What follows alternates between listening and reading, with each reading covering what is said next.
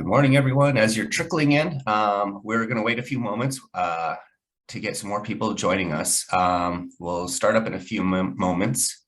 As per the usual for these sorts of things, as you're kind of coming in and getting yourself situated, go ahead and introduce yourself to the rest of the folks here in the chat box, name, location, organization, and we'll be getting started in a few moments.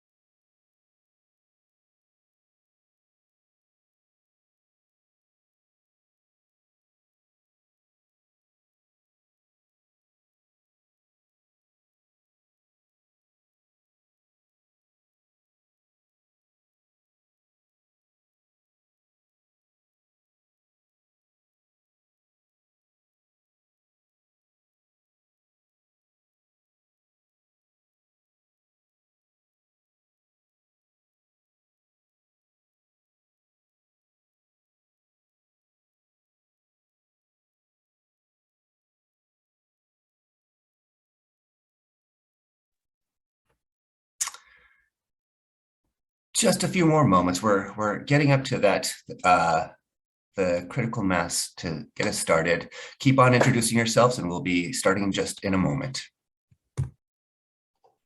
Hey, good morning, Darren.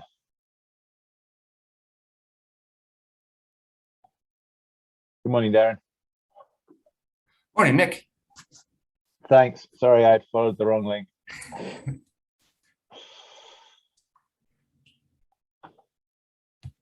You feeling okay? I am. Good.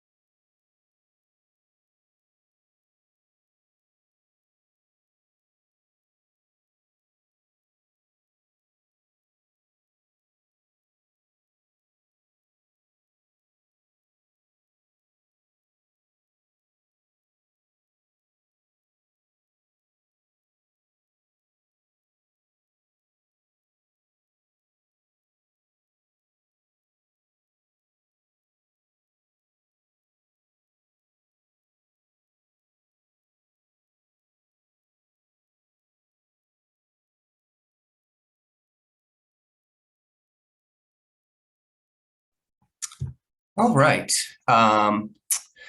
We'll go ahead and get started. As people are trickling in, we will ask them again to introduce themselves as well. Quick point before we start off anything else. We want to make sure that everyone knows that this is going to be a bilingual discussion. So we do have the translation option available. What we'd like to do is make sure that everyone has the availability to hear either in English or French. So while you're kind of getting situated as well, if regardless of English or French, if you could go ahead and click on the little globe sign link in the bottom that says interpretation, and go ahead and either select English or French. And this will bring you to that language. And so our translator will be able to move back and forth between each of these options. And so when our colleagues who are speaking French are speaking, then those of us on the English side will be able to hear clearly, and vice versa. So if everyone can go ahead and do that, we'll get ourselves started now. Okay, so good afternoon and morning to everyone, and welcome to the January meeting of the Emergency Food Security Practitioners Forum. It's good to see everyone here again. My name is Darren Ottenhoff, and I'm happy to be welcoming you to this session as part of IDEAL's Emergency Food Security Programs team. We'll be getting started in a couple of moments as everyone's getting situated. While if you are still coming in, please keep introducing yourself to the community in the chat box. Just a couple of notes right off. If you're able to, we like to be able to see people as we're speaking. So if your internet connection allows you, please go ahead and turn on your camera. We are excited to have some practitioners talking about their experiences today. So if you have any questions at any point during the meeting for the practitioners, for the people on the panel, go ahead and put those questions into the chat box. We'll get those to the speakers, and hopefully everyone will get a chance to learn something new today. Before we do hear from our implementing partners, colleagues, I'd like to take a few moments to introduce the topic today, and then we'll hand it over to our discussion. Now, as I mentioned, and I think I'll probably be saying this several times, we are doing this in French and in English. So we want to make sure that you already have, or if haven't yet, go ahead and click on the interpretation button, click on your preferred language, and so then our translation will be able to reach you in your preferred language. Again, my name is Darren. I'm the Emergency Food Security Senior Specialist for IDEAL. I've been working with this aspect of the forum for a little over a year now, and we are excited to be bringing you this discussion on the topic of livelihoods in protracted crisis in the Sahel. IDEAL is a project that is implementer-led and aims to achieve the goals of improved food security programming. We work with the implementers and the practitioners to see where they need the best opportunities to improve their abilities and to reach the most vulnerable populations. Now, for this group, you might remember that last year in April, we came to you with an exercise looking to prioritize topics that would be of the greatest interest to us as practitioners and implementers. During this exercise, a large group of people identified livelihoods in protracted crisis and displacement contexts as a topic of interest for further discussion. This topic actually ended up being the most popular of the topics we discussed, with nearly 90% of the respondents responding that they were interested in this topic. So with this interest, we looked at initiating a conversation with people who are implementing projects addressing these needs. And we saw that the Sahel would be a great region to focus on with this initial conversation. We have curated a group of people who will be a part of this panel that are going to be able to speak to their experiences implementing livelihoods projects in areas that have been affected by protracted crisis, both natural and man-made. Now, quickly, we want to make sure that you have every opportunity to ask the questions that you might have that come up. So again, make use of the chat option and feel free to ask any questions that you have that come up during the discussion. We'll try to get to all the questions, but we are in a limited time as well. So let's move on to the discussion portion of this. I won't delve too much into the background and basic of the humanitarian context in the Sahel. I think a lot of us know already pretty well that it's the situation there, but I do want to give a few facts just to kind of set the context a little bit. I pulled these from UNHCR and FuseNet recently. The conflicts in the Sahel has forced more than 2.5 million people to flee their homes in the past decade. Internal displacement has increased tenfold since 2013, from 217,000 to a staggering 2.1 million since by late 2021. The number of refugees in Central Sahel countries of Burkina Faso, Mali, and Niger now stands at 410,000 people. The majority of the region's refugees fled from violence in Mali, where the conflict began in January of 2012. Organizations that are implementing life-saving projects face mounting challenges to access people in need and deliver life-saving assistance and protection. However, humanitarians continue to face road attacks, ambushes, and carjackings. In Nigeria, 6 IDP camps settlements have closed in and around Maiduguri. Households that are returning will still require assistance as they slowly rebuild their livelihoods.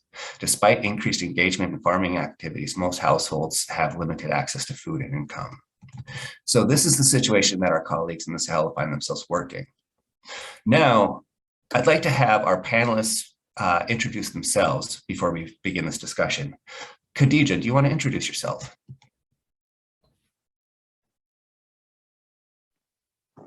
Ok, bonsoir à tout le monde et merci Darine, c'est un plaisir pour nous de nous retrouver aujourd'hui sur ce forum. Alors moi c'est Mambo Kadidia Dante et je suis actuellement avec Mercy Corps au Niger, je suis la directrice adjointe des programmes, donc nous mettons en œuvre plusieurs programmes et projets sur les moyens d'existence. Et je suis avec mon collègue, je vais lui donner le temps de se présenter également. Merci. Merci et bonsoir, chers collègues. Donc, je me présente Moussa Noma Ibrahim. Je suis avec Mercy Corps. Précédemment, j'avais occupé le poste de coordinateur du programme CARES. Actuellement, je suis sur le programme BPRM Algérie, basé ici à Maradi. À vous. Thank you. Emmanuel.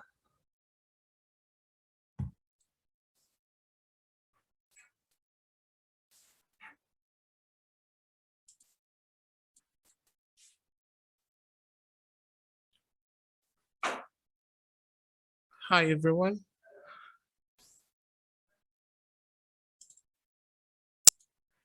Hi, everyone.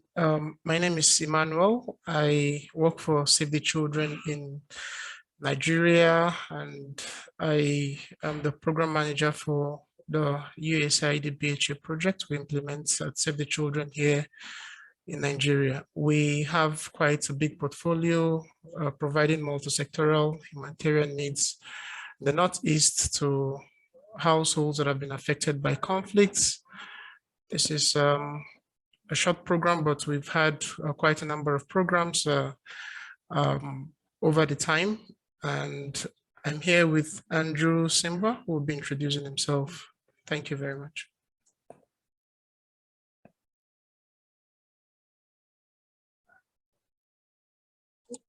Hey everyone, good evening, good morning. My name is Andrew Simba.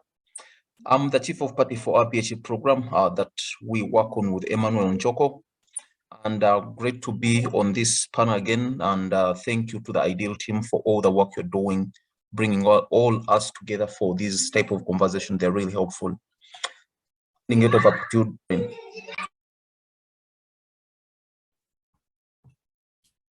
All right, thank you. And Simone.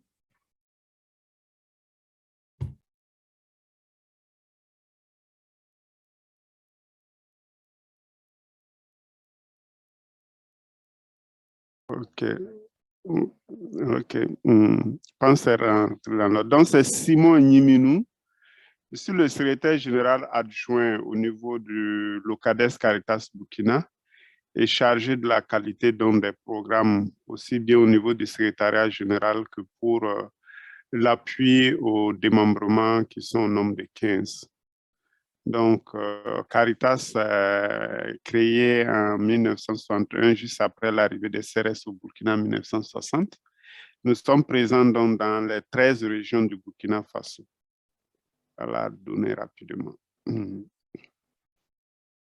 Merci. Great, thank you, Simone. All right, so let's go ahead and start up with our discussion. I'm going to ask several questions to the panelists, but again, if you are listening in and you have questions for the panelists, please feel free to write your question in the chat box and we'll try to get to it. Starting out, Khadija, I'm wondering if you could tell us what types of livelihood interventions have you been doing and are you implementing within your organization?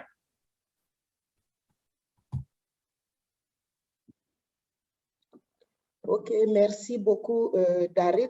Donc, pour Mercy Corps au Niger, nous avons finalisé, clôturé plusieurs projets et programmes, mais beaucoup sont encore en cours, des projets et de programmes de moyens d'existence, et notamment dans les régions de Tillabéri et de Maradi.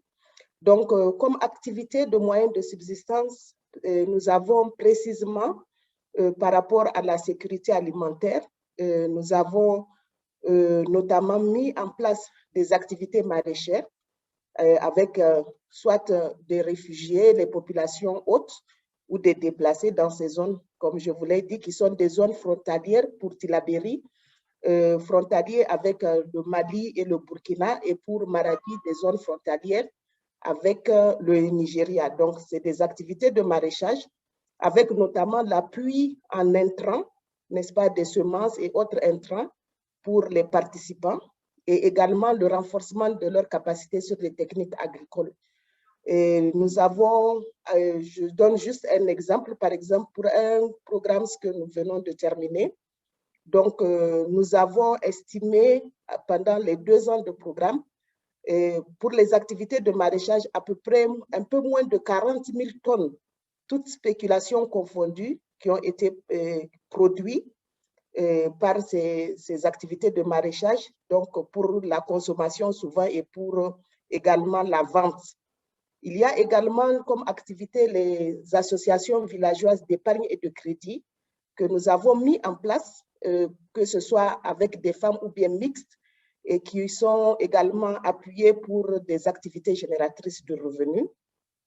Il y aura probablement des questions, nous allons y revenir, mais pour aller rapidement, nous avons également fait le travail contre argent que nous appelons le cash for work, n'est-ce pas, avec la réhabilitation des terres dégradées. Et nous avons estimé à peu près, en tout cas plus de 10 000 hectares de terres restaurées en technique agricole, et également plus d'une trentaine de 30 000 hectares en régénération naturelle également, que nous avons menées. Il y a également des activités d'embauche de petits ruminants ou de bovins que nous avons mis en place également pour permettre aux populations économiquement vulnérables, voilà, de pouvoir aussi avoir des activités génératrices pour leur autonomisation financière, notamment pour les femmes. Donc, je m'arrête ici pour laisser la parole aux autres panélistes. Merci. Great, thank you. Emmanuel, can you introduce us to some of the livelihoods activities that you guys are doing in Nigeria?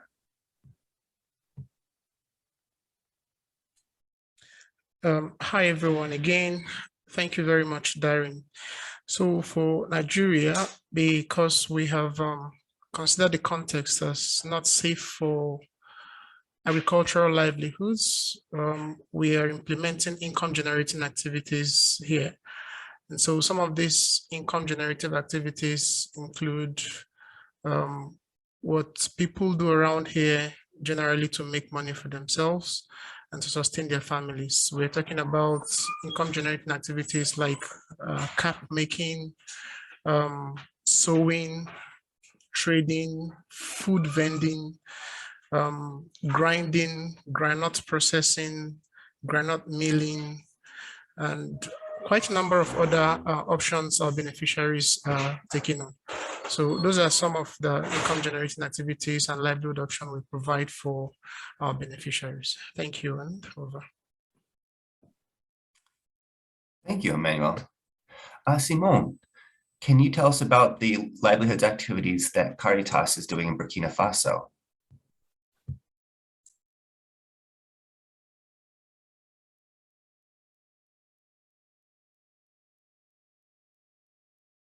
Merci. Donc, OK. Voilà, c'était pour me rendre visible. Donc, au niveau du Burkina Faso, les activités pour lesquelles concernant notre intervention, c'est vraiment les activités de moyens d'existence engagées au profit donc des personnes vulnérables telles que PDI, les ménages hôtes, les filles, les femmes, les jeunes et les enfants, victimes vraiment de la situation donc, de crise humanitaire. Et ici, nous avons ciblé principalement 5 zones sur nos 13 zones, nos 13 régions. Donc, c'est les zones les plus touchées. Et c'est les régions donc, de la boucle du Mouhoun, du nord, de l'est, du centre-nord et du Sahel. Et les interventions sont orientées dans les domaines donc, de l'agriculture, à travers donc, ce qu'on fait la marchiculture, la dotation en semences améliorée et les chaînes de valeur au niveau donc, de la marchiculture pour faciliter donc, la commercialisation de ces produits.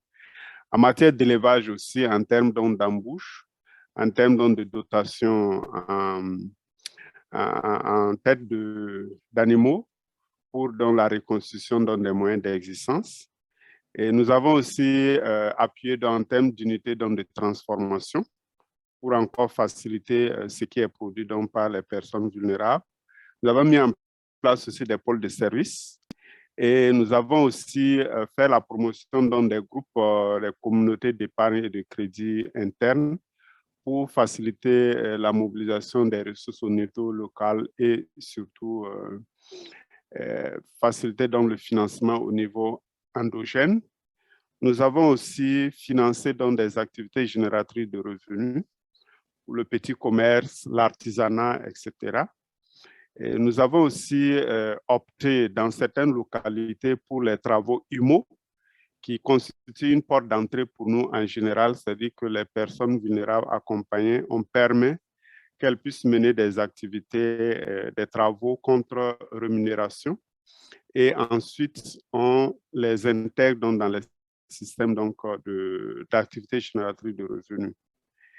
Et nous avons aussi la formation professionnelle et l'équipement aussi, les installations, la mise en place de coopératives aussi, et la transformation de produits laitiers, parce que dans certaines de nos zones d'intervention, c'est des zones de production laitière, et nous avons facilité donc ça. Et les produits locaux aussi. Voilà. Donc, nous avons aussi, en termes de renforcement des capacités, mis l'accent surtout sur l'éducation financière, permettant donc aux bénéficiaires d'avoir une idée sur qu'est-ce que l'épargne, qu'est-ce que le crédit, les conditions qu'il faut, etc., etc.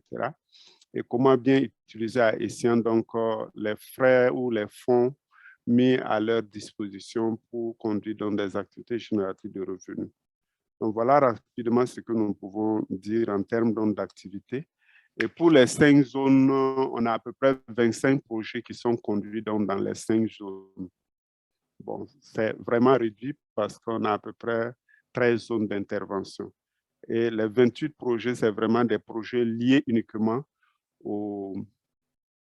en situation d'urgence. Donc, c'est par les situations ordinaires où nous avons des projets d'envergure plus élevés et qui couvrent vraiment beaucoup d'autres domaines. Merci.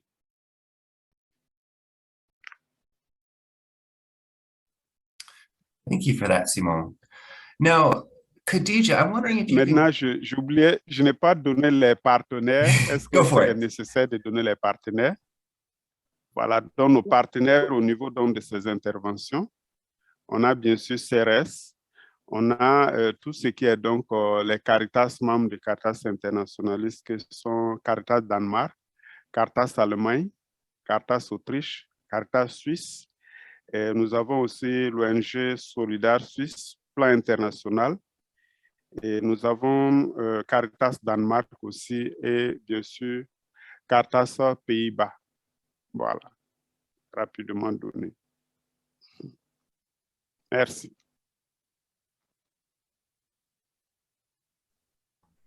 Thank you, Simon. Khadija, Can you tell us a little bit about how you and your team decided that livelihoods interventions were appropriate for the context that you were working in?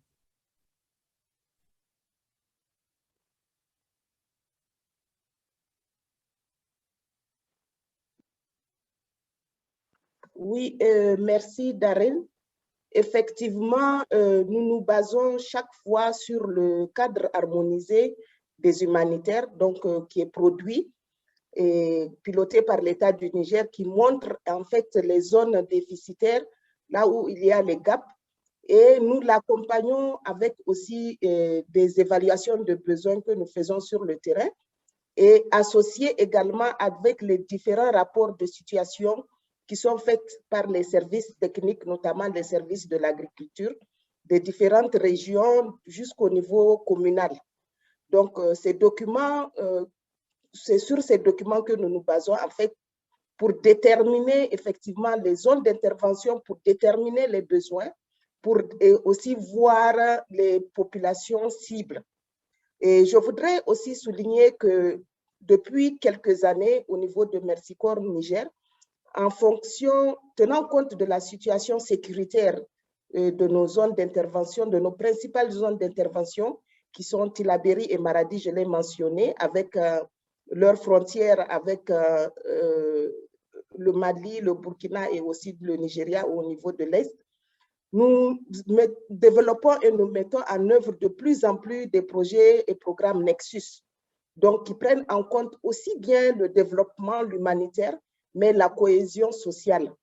Donc, en effet, c'est vraiment des activités par rapport à la cohésion sociale parce que c'est la cohésion intra, mais également intercommunautaire. Et nous menons des activités, en fait, dans ce sens-là. Voilà. Je ne sais pas si mon collègue Ibrahim a un rajout à faire à ce niveau. Merci. Et comme l'a dit déjà Kadidia, c'est le cadre harmonisé des humanitaires, évidemment piloté par l'État du Niger, et surtout l'assessment que nous menons pour toucher des doigts le problème. C'est tous ces arguments que nous prenons, des documents pour pouvoir dire voilà l'activité de livelihood que nous pouvons mener dans telle zone ou telle zone. Et vu aussi la situation sécuritaire qu'elle a brossée, dans la partie Est, il y a le Nigeria qui a une situation d'insécurité dans l'afflux des réfugiés qui viennent ici, ce qui nous dit qu'il y a le besoin immédiat ici d'urgence à aller, sans pour autant même passer par un need assessment. Il est là, c'est la réalité. Et de l'autre côté aussi, du côté du Mali et du Burkina, c'est toujours la même situation qui prévaut. Et voilà ce que je peux ajouter par rapport à ce que Kadidia vient de dire. Merci à vous.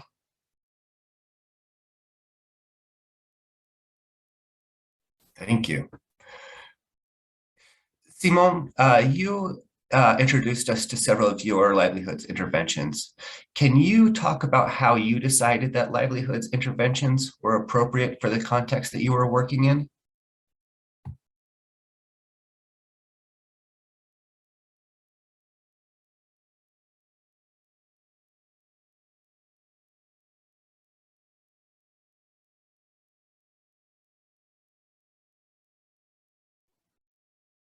Ok, merci. Donc, en plus de tout ce qui est donc besoin exprimé à travers les clusters au niveau du Burkina et plus précisément pour Caritas Burkina, nous avons vraiment été accompagnés par CRS Burkina qui a conduit en lien avec la Caritas donc une étude d'évaluation des besoins en matière de moyens d'existence sur presque toute l'étendue des zones concernées donc par la crise humanitaire et d'autres zones qui potentiellement allaient être concernées. Et donc, c'est à l'issue de ça, donc, en fonction donc, de cette étude, que les interventions sont vraiment pilotées. Et en plus de ça, lorsque nous devons intervenir en matière donc, de humanitaire, nous conduisons ce qu'on appelle l'évaluation multisectorielle aussi, qui nous permet donc d'identifier l'ensemble des besoins.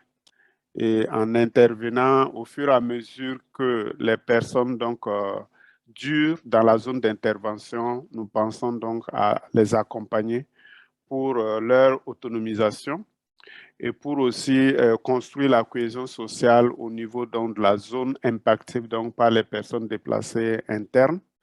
Et ça nous permet donc de prendre en charge aussi bien les personnes déplacées que les ménages auto-vulnérables à travers donc, des actions donc, de moyens d'existence. Et ça nous permet aussi de renforcer donc, la résilience de ces personnes vulnérables et de renforcer l'autoprise en charge et d'améliorer l'insertion sociale des PDI dans la zone d'intervention. Et surtout l'autonomisation des personnes.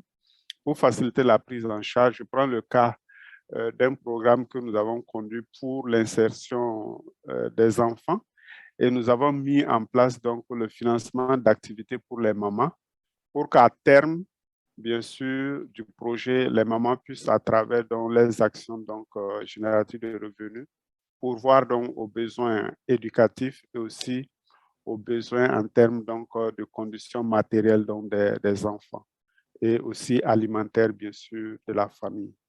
Donc, voilà ce que je peux donner rapidement comme stratégie d'intervention au niveau de la Caritas Burkina en partenariat, bien sûr, avec CRS Burkina.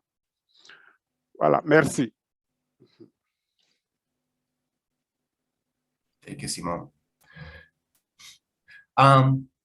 So, Emmanuel, in your situation, did you conduct livelihoods assessments to help you to develop your programs? And how, if so, how did you conduct these assessments?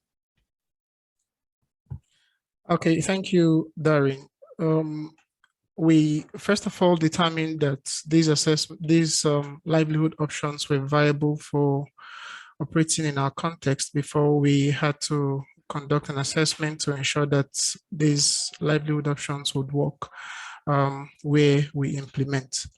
We used materials from OCHA that conducted assessments showing that a humanitarian development nexus was at that point in time could work in our context. This was informed by knowing that there were market systems available to ensure that these livelihoods operate and function very well. We carried out multi-sectoral needs assessments, MSNAs, that enabled us to determine the needs on ground, that enables us to know which IGs people would want to engage in. Understanding and realizing that in our context, these households who want to engage in these livelihoods were previously engaging in these livelihoods before the conflict had separated them from the means of livelihood. We also carried out labor market assessments. These labor market assessments looked at, among other things, the viability of different income generating activity options in these locations where we implement. It's looked at the saturation of businesses.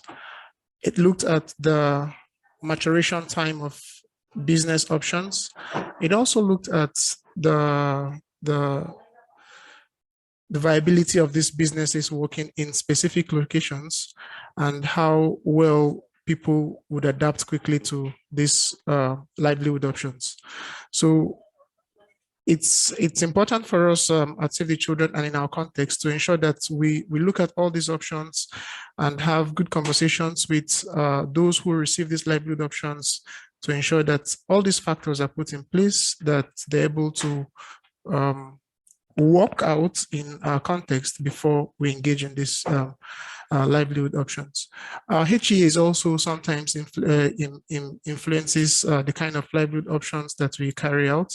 HE is the household economy analysis. It talks about livelihood options in certain areas and how well people are doing and how people are making income to survive. So this all influences and advises how you use and give out livelihood options to households who are interested in carrying out an income generating activity.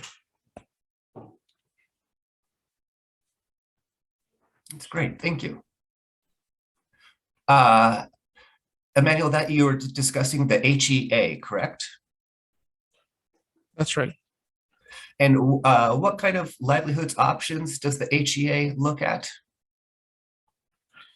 Now, the HEA looks at the livelihood options that people are engaging in to make, money for themselves. It looks at all the different means of people making incomes for themselves.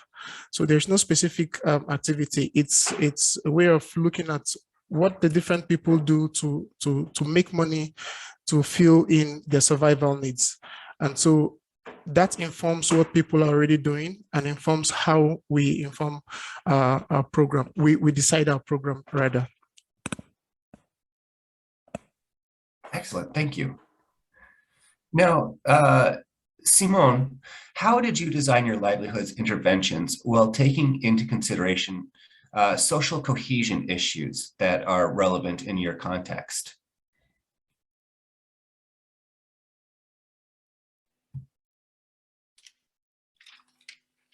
OK, merci.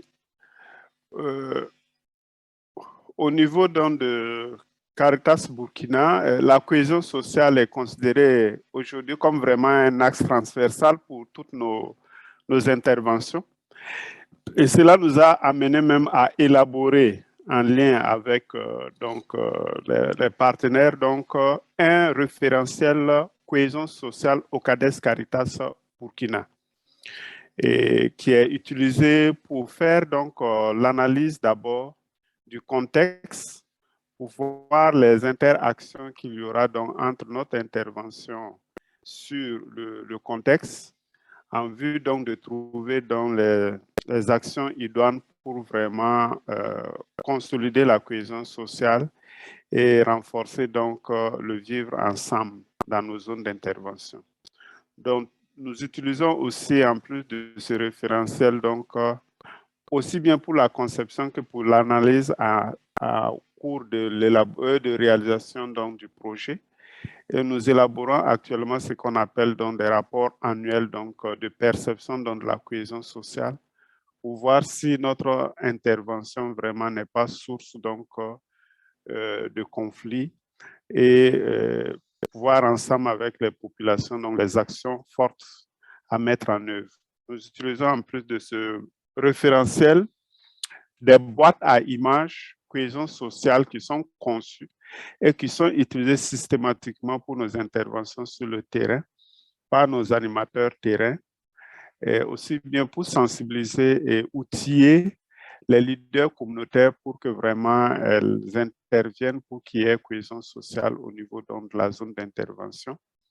Et ça se fait à travers des sensibilisations et avant toute action de distribution ou de mise en place d'équipements ou d'infrastructures. Bon, ces boîtes à images sont encore utilisées pour donner l'information et inciter la population vraiment à s'accepter mutuellement, aussi bien à accepter les PDI, et que les PDI aussi sachent qu'elles sont dans un environnement et que dans cet environnement, elles doivent travailler à bénéficier de l'acceptation des populations hautes. Donc voilà ce qu'on peut dire rapidement sur l'intégration de la cohésion sociale. Elle est systématique actuellement pour nous. Et au niveau des Caritas sociales, nous avons même élaboré ce qu'on appelle un guide d'orientation cohésion sociale. Voilà ce que je peux dire. Merci.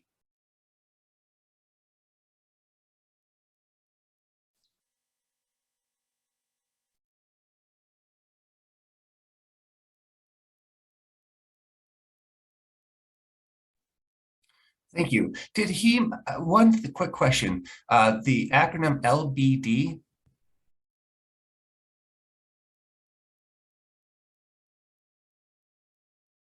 or did I hear that?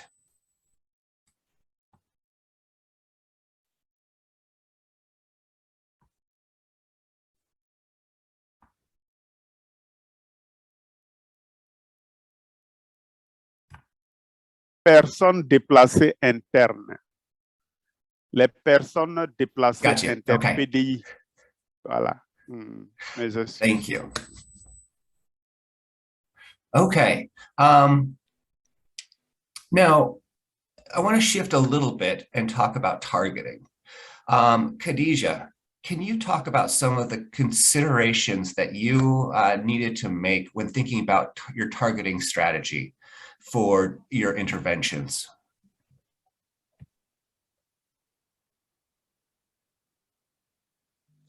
Oui, merci Darin. Donc, comme je le disais, le Niger sort chaque année un rapport sur la situation sécuritaire dans le pays. Donc, je disais que par rapport aux zones d'intervention, ce rapport nous permet effectivement de voir les zones déficitaires. Maintenant, pour ce qui concerne des participants, les bénéficiaires, effectivement, la première considération est la vulnérabilité qui se traduit donc par une catégorisation de la cible en pauvres et très pauvres. Donc, les plus vulnérables qui sont sélectionnés à travers des critères, donc dans une enquête, à travers des critères comme la possession de biens productifs, la taille du ménage également est un critère important, les sources de revenus du ménage, la productivité du ménage et la participation du ménage ou non à une activité que nous voulons mettre en œuvre. Donc, ce sont ces éléments qui sont mis ensemble pour déterminer effectivement voilà, les cibles avec lesquelles nous devons travailler. Parce que pour qui connaît le Niger, on sait que vraiment nous avons des vulnérables, mais puisque les fonds budgétaires ne permettent pas de couvrir et d'atteindre tout le monde, nous sommes dans l'impossibilité de toucher tout le monde, donc nous sommes dans l'obligation de faire en sorte de toucher les plus vulnérables des plus vulnérables. Et donc, ce sont ces critères, je disais, donc, qui nous permettent de pouvoir les identifier et de les toucher effectivement. Merci. OK. Et j'ajoute un peu, là, nous portons un accent particulier aussi aux femmes chefs de ménage, parce que dans la plupart de nos enquêtes menées, ça s'est avéré que dans la catégorie très pauvre, c'est les femmes chefs de ménage qui se retrouvent dedans. Donc, du coup, nous intégrons ces femmes chefs de ménage qui se trouvent très souvent sans bras valides, qui pouvaient aussi travailler ailleurs pour amener des revenus dans la maison. Merci.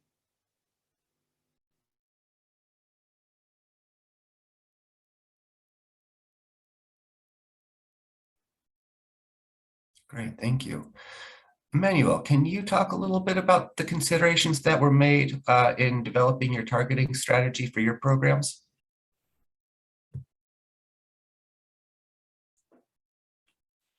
Yes, thank you, Darin. For our programs, we looked at quite a number of factors after considering the geographical locations where there are viable markets that would generate demand for the income generating activities project participants would be engaging in. So we identified households who had women, households that have pregnant and lactating mothers. We also looked at other vulnerability criteria like households with disabilities, households who have an existing business, or households who had had a business before the conflict. So those households were prioritized and were trained to receive IGs. Now, in addition to this, we also ensured that these households would be able to start and run their IGs because it would be one thing to provide IGs to a household. It's yet another thing to ensure that these IGs remain functional over a period of time. And so IGAs, income generating activities. Income generating activities. Sorry about that. So it's one thing to provide income generating activities to household and ensure that these income generating activities stay functional and keep running and are sustainable over a period of time to enable them make a living for themselves.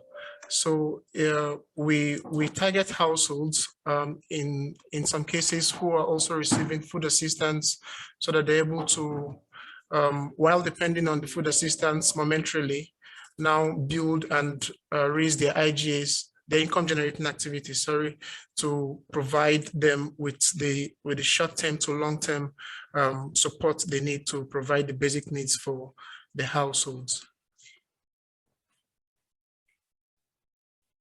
Thank you. And Simon, what are some of the considerations that you guys made for your targeting strategy when you were developing that?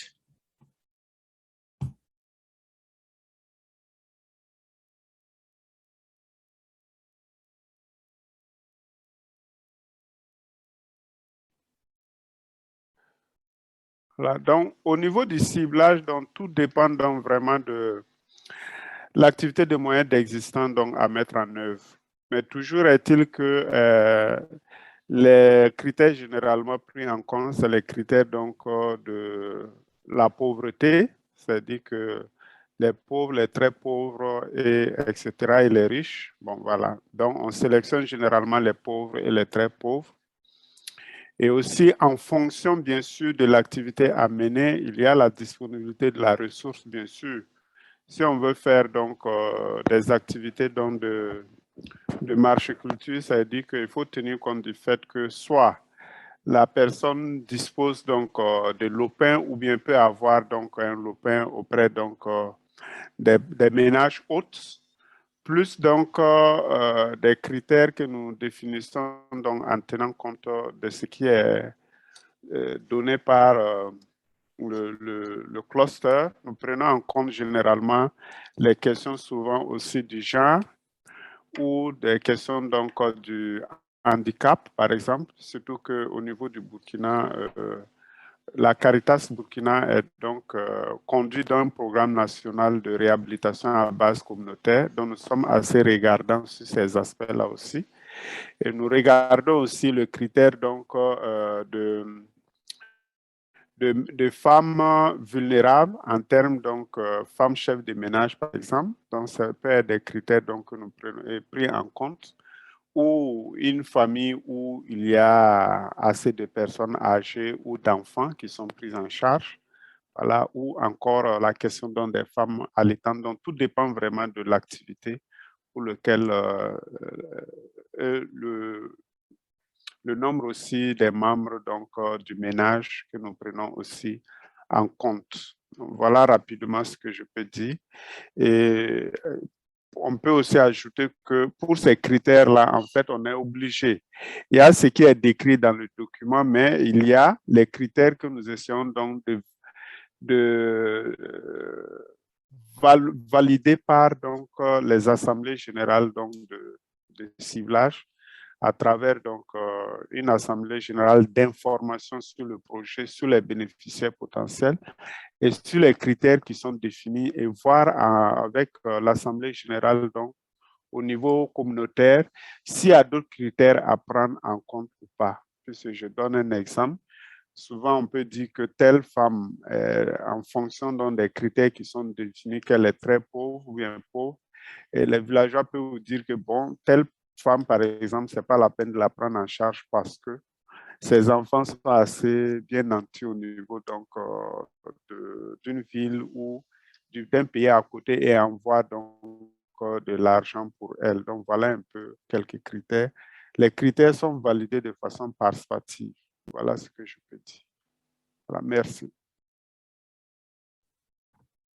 Et en plus de ça, bon, il y a les comités de plainte aussi que nous mettons en place pour permettre donc, s'il y a contestation, que ces comités-là puissent remonter dans l'information.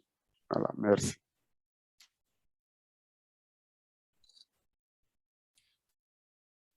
Great, thank you. And then a question of follow-up from the chat. That is there a difference between a general humanitarian targeting approach, or is there something specific to livelihoods targeting that one needs to consider. Emmanuel, do you have any experience with that? Yes, Darren, thank you very much. So I would like to classify humanitarian assistance in three ways. One would be life-saving, life-sustaining, and maybe life-building. And so for us, we look at livelihoods as life-sustaining and life-building. So targeting for livelihoods could take two options for us. One is looking at households who had a previous experience generating incomes for themselves, and we call that restoration of livelihoods. On the other hand, we still have households who have no experience, and so we call that new livelihoods. So we can adopt either approaches to target household or individuals into livelihood program. And so overall, yeah, we provide humanitarian assistance to people who are poor and very poor. However, we identify individuals who can run a business using whether the new livelihood option for those who are receiving IGA income generating options for the first time, and also for those who are receiving income generating activities for the businesses they are running.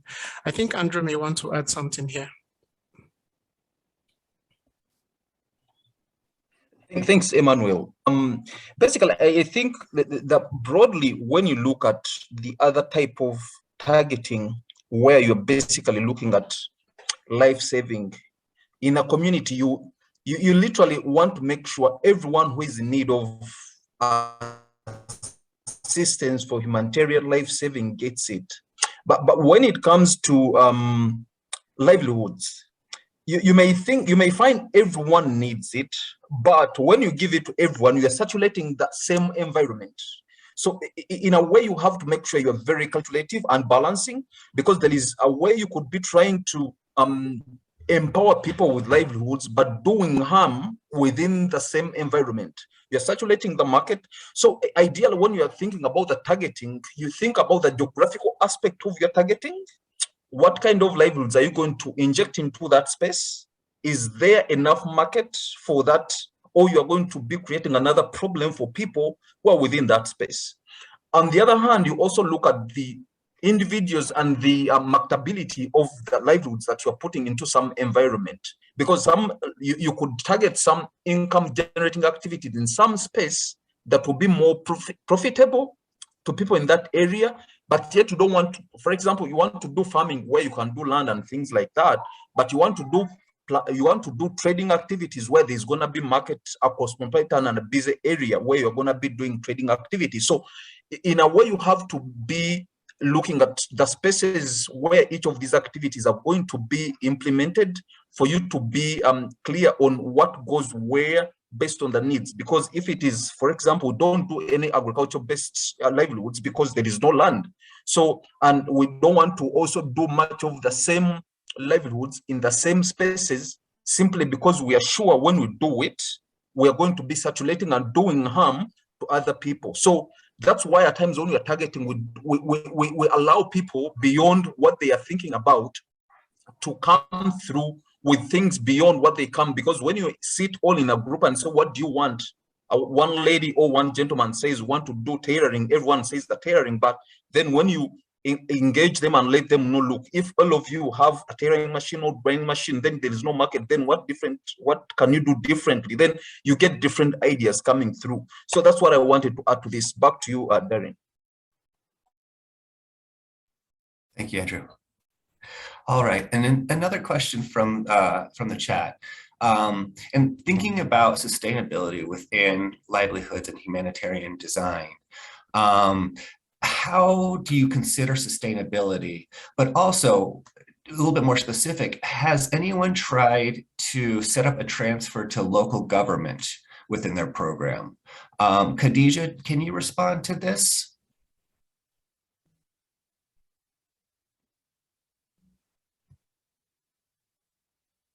Oui. Ok, merci Darine. Effectivement, par rapport à la durabilité, notamment au transfert des activités du projet, et ce que nous faisons généralement, c'est tout un processus. Déjà au niveau de la conception, et quand la zone est déterminée, la conception, au niveau de la conception, nous faisons appel également, demandons l'appui des autorités locales pour certaines informations.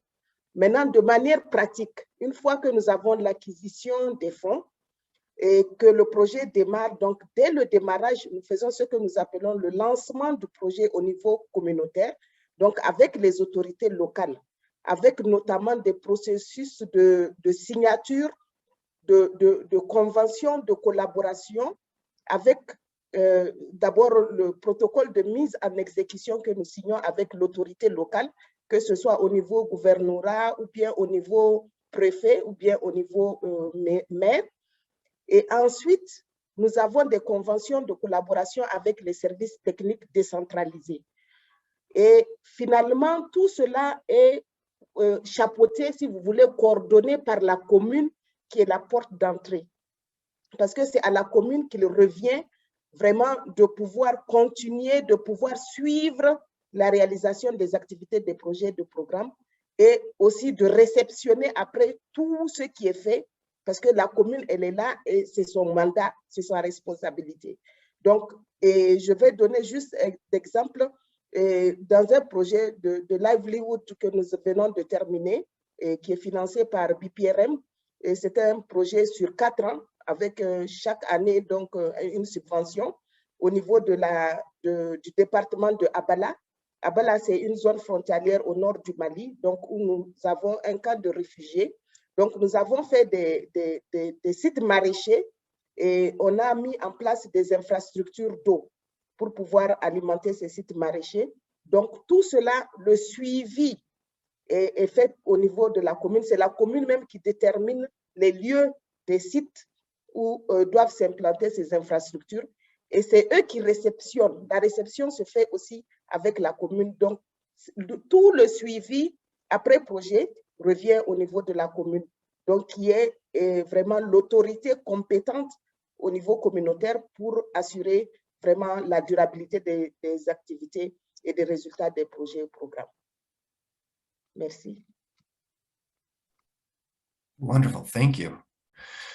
I think that this leads into another question from the chat that will be very interesting to hear about. And I'm wondering, Simon, do you have any experiences that you can share with us where you've been able to link humanitarian and development livelihood activities within different contexts?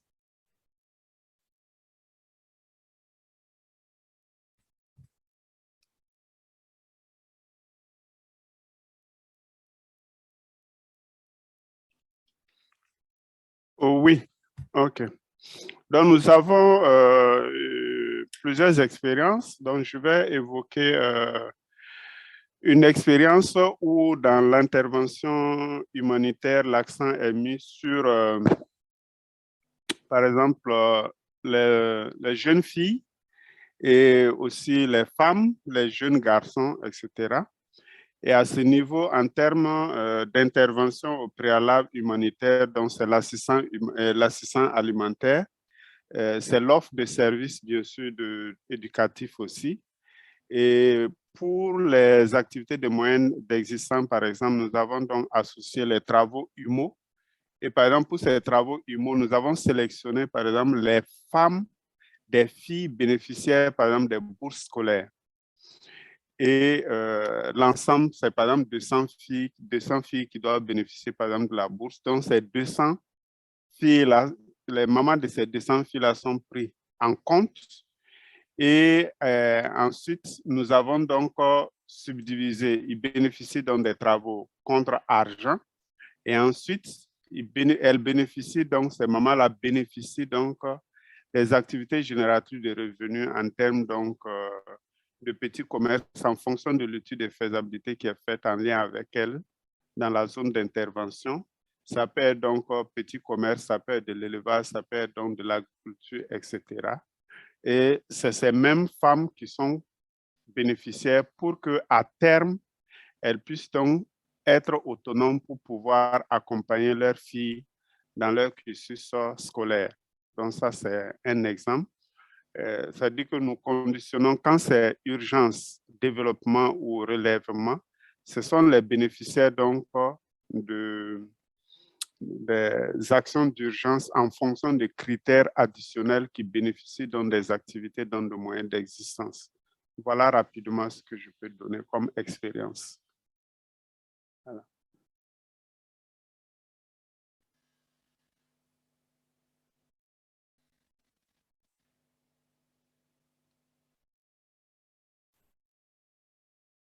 Great, thank you.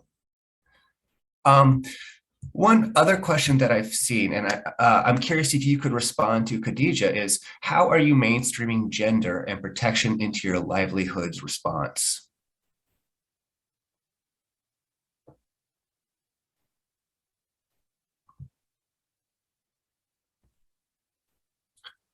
Oh, sure. How are you mainstreaming gender and protection into your livelihoods response? Or livelihoods activities? Ok, merci beaucoup Darren et à tout le monde. Et le genre et la protection sont transversaux dans tous nos projets et programmes de moyens de subsistance et autres programmes et projets. Donc, pour ce qui concerne le genre, nous commençons toujours par une évaluation genre de la zone d'intervention qui doit nous permettre maintenant d'avoir les informations nécessaires et les activités à mettre en place, de voir surtout les défis en matière de genre qui se posent dans la zone d'intervention, même si de manière générale, nous avons une situation globale par rapport au Niger. D'accord? Donc, cela nous permet, et généralement, les types d'activités que nous mettons, ce sont des activités qui ciblent également les femmes, mais qui ciblent également les leaders communautaires, qui ciblent les associations communautaires de base, qui suivent donc notamment les associations également de femmes. Et pour la protection également, c'est toujours, par exemple, nous avons des activités de mise en place d'espaces sûrs, notamment pour les filles réfugiées et même pour les filles, les adolescents des populations hautes, des espaces sûrs avec, nous mettons à leur disposition des femmes qu'on appelle des monitrices ou bien des femmes leaders qui sont communautaires, qui résident également dans la communauté et qui entretiennent les filles, là, les adolescents sur des questions de santé de reproduction, des inconvénients sur le mariage des enfants, des abus, exploitation sexuelle, etc. Et nous sommes toujours dans le cadre de la protection, en train d'expérimenter une approche aussi déjà expérimentée au niveau du Nigeria sur l'implication des frères et des tuteurs sur la protection des adolescentes. Parce que jusque-là, effectivement, dans la prévention des violences basées sur le genre, par exemple, au niveau de la protection, on a toujours impliqué les leaders communautaires, les leaders religieux, les leaders coutumiers. Mais on s'est dit que dans les familles, il est bon aussi d'impliquer les frères de ces adolescents, de ces filles-là, pour pouvoir prévenir. Donc, ce sont des curriculums que nous sommes en train de développer avec eux pour pouvoir renforcer leur capacité pour la prévention, par exemple, des violences basées sur le genre. Donc, nous avons également des activités de renforcement économique pour les filles non scolarisées ou déscolarisées à travers des activités génératrices de revenus. Elles reçoivent également des formations en technique d'AGR et on les appuie aussi à monter des plans d'affaires pour leur permettre justement de lancer ces activités génératrices de revenus. Donc, vraiment, pour résumer, je disais que c'est vraiment le genre et la protection sont des activités, des approches transversales dans tous nos projets et programmes. Voilà. Merci beaucoup. Si Ibrahim a un complément, il peut rajouter.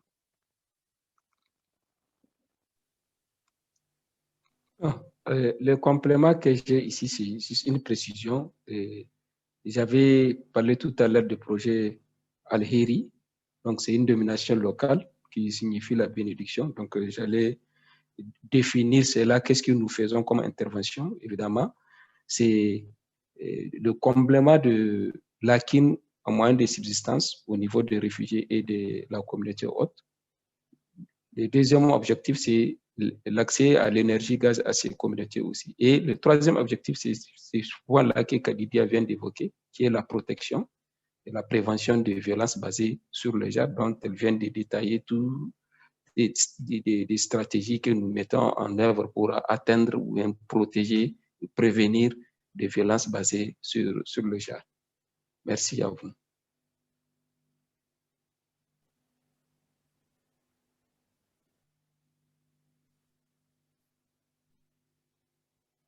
Great, thank you. Okay, so we're coming upon our time. And I do want to say we didn't get to all of our questions because we were getting such great responses, and there's going to be more and more questions as we go along. So I do want to say, first and foremost, thank you so much to our panelists. This has been wonderful. I feel like we've gotten a wonderful opportunity to kind of see a little bit more into the projects that you are implementing, the context you're working in, and kind of thinking about the process that you go through. If I didn't get to your question, I apologize. One place that we can continue this discussion after this is through the Emergency Practitioners Forums listserv. We can actually start up a conversation through that. If we didn't get to your question, I'm sure the panelists would love to continue on with these discussions. And just as a last bit for this panel discussion, I want to hand it over to any of the panelists who maybe didn't get a chance to say something specific that they wanted to talk about with regards to their project, or have any final things to say.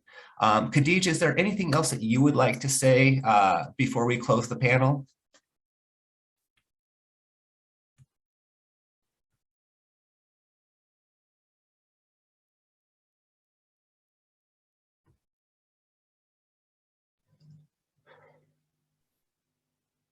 Peut-être moi, si Kadidia.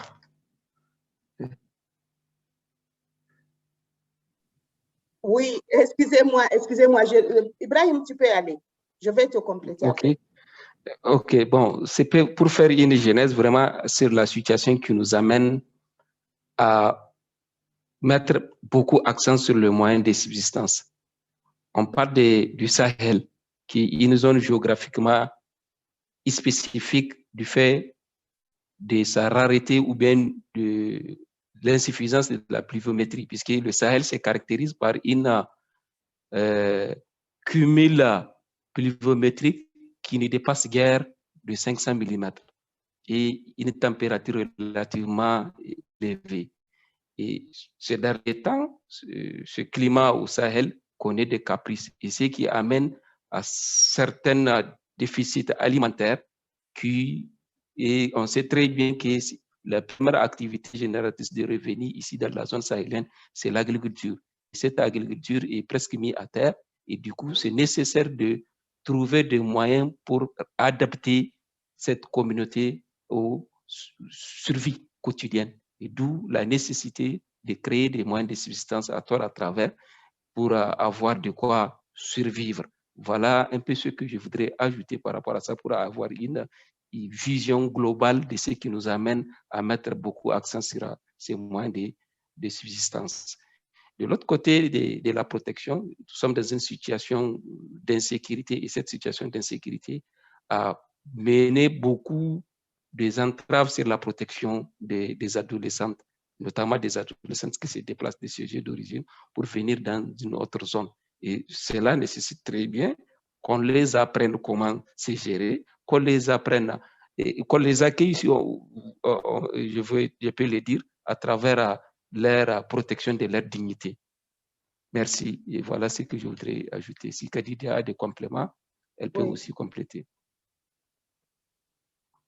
Ok, merci beaucoup, Ibrahim.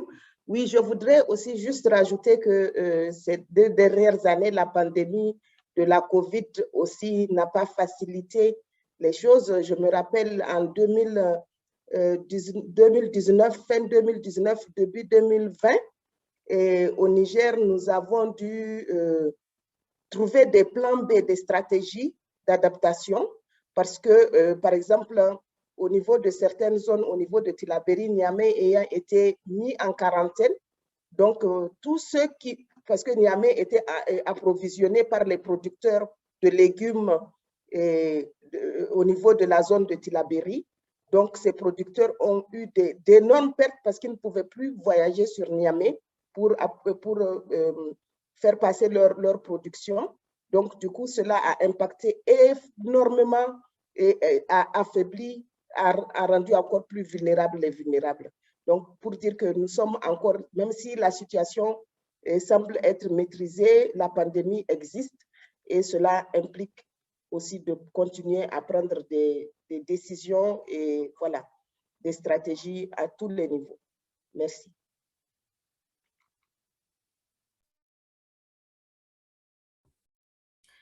Thanks, Khadija. Emmanuel, any final thoughts from you, Emmanuel?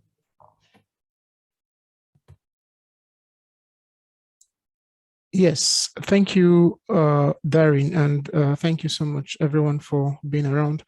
I wanted to simply add that the modality for delivery of livelihoods is very important because for us, we learned some very good lessons. Initially, we had started providing livelihood options to households using voucher where they just collect specified kits for their IGs, for the income generating activities. However, we learned through post-distribution monitoring that if we provide cash, households are able to diversify their income generating activities, and it is more sustainable and it lasts way longer than households who just received kits. Now, one other advantage of providing cash is provides dignity for the household, and this is a protection for the household because they're able to, go to the bank, receive their cash, and use it for what they want to use it for. It also adds that these households are socially integrated into the community and the market chain because households now do business, save their money in the bank, and use this money to recoup funds and grow bigger businesses. One last thought is the use of VSLA groups, that's Village Savings and Loans Associations, for livelihood options. As soon as households begin to generate income, they're linked to VSLA groups that come together, and this creates some form of social cohesion among households in those community, and linking them to other households creates a strong bond in the community. They are making money.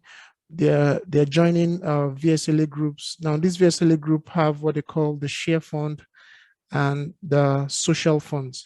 For social fund, it's interesting to note that these households are able to create money to support households in their community or those in those VSLA groups with maybe there is a party, maybe there is an activity in the community that brings everybody together, they're able to support with some of these funds. So this way, households are able to, link better to each other. And sorry, one last thought, the linking of our households who receive IG and livelihood options to the local organizations, state-owned local organizations, help them to integrate better into the communities. For instance, these are trainers who are from the same location. These are trainers who know these businesses. And as they create these businesses, they don't alienate these people from the existing businesses, but link them up. And so people either buy things from bigger producers in the same location and sell in smaller bits, or they join with these other businesses and learn how they're doing and increase their supply value. So these are some of the ways we have carried out IG's income generating activities to build livelihoods for households. Thank you. Great, thank you, Emmanuel. And Simon, last thoughts?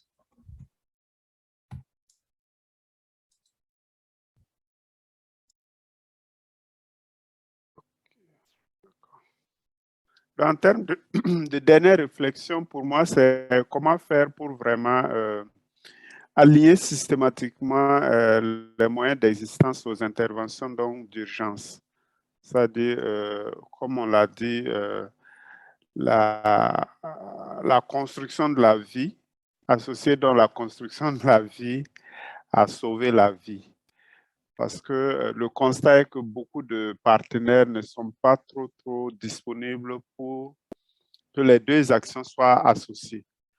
Ce faisant, en général, nous avons des interventions vraiment qui ne dépassent pas 6 mois et en 6 mois, on ne peut pas véritablement donc associer les moyens d'existence en tant que tels.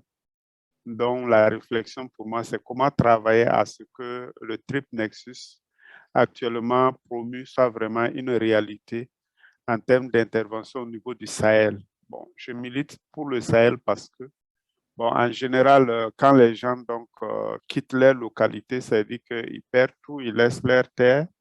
Donc, on est obligé de reconstituer même les moyens d'existence, les aider à reconstituer les moyens d'existence et ensuite au relèvement. Étant donné que les déplacements maintenant du constat, c'est généralement maintenant une année avant que la personne ne puisse se retourner. Donc, voilà un peu mon cri de cœur en quelque sorte. Voilà, merci.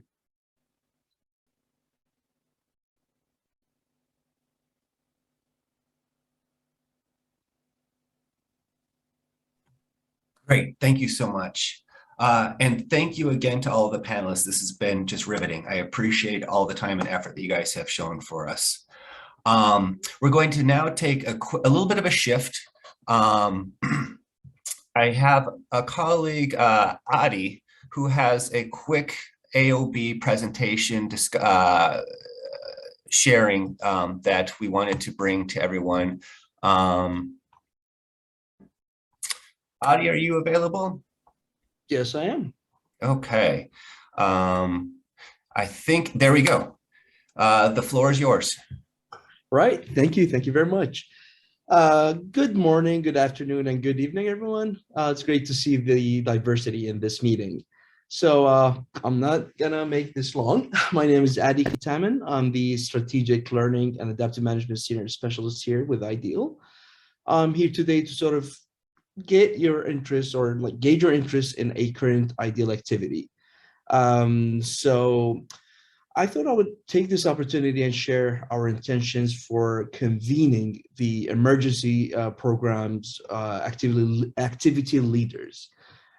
We thought this could be a space for peer-to-peer sharing among activity leaders for EP programs with shared priorities and challenges.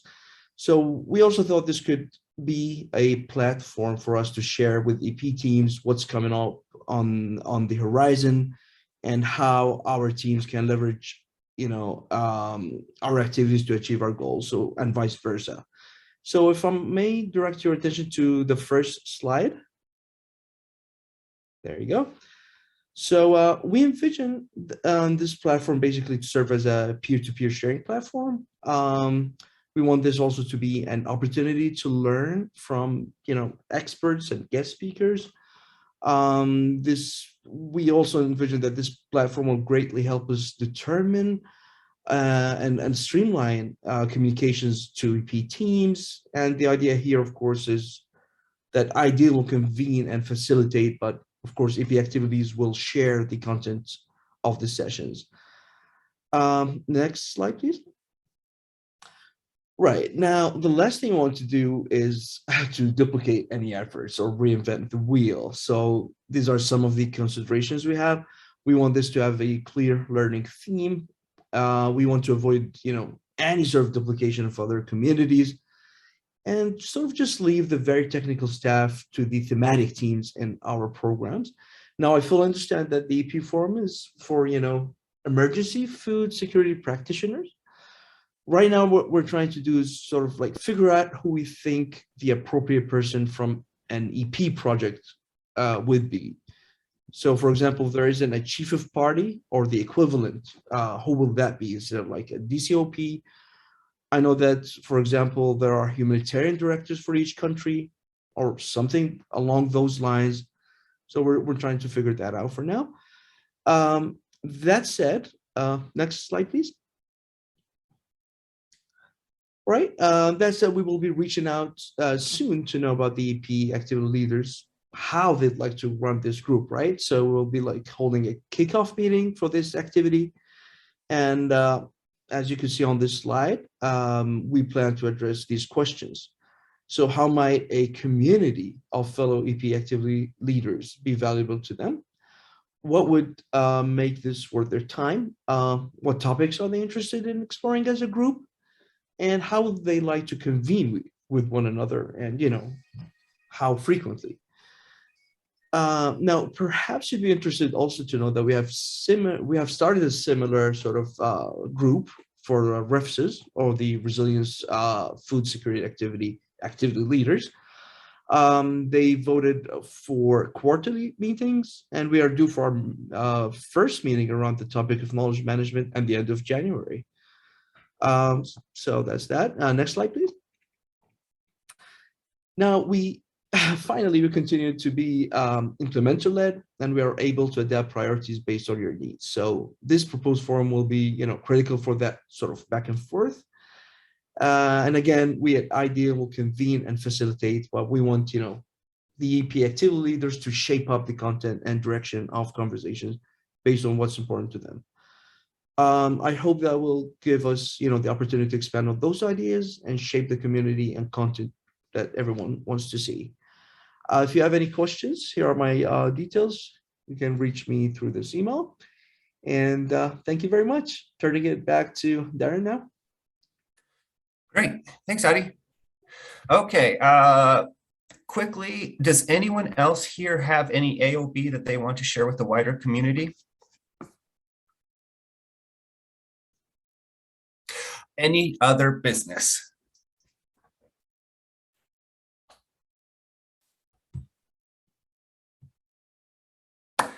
Okay, then we'll begin our closing. Again, thank you to the panelists. We did record this, so we'll be sharing out either the recording and some notes from this via the listserv soon. Again, if you have any further questions for the panelists or anyone else, please go ahead and use the listserv. Sign up, I think Chris shared it in the chat box.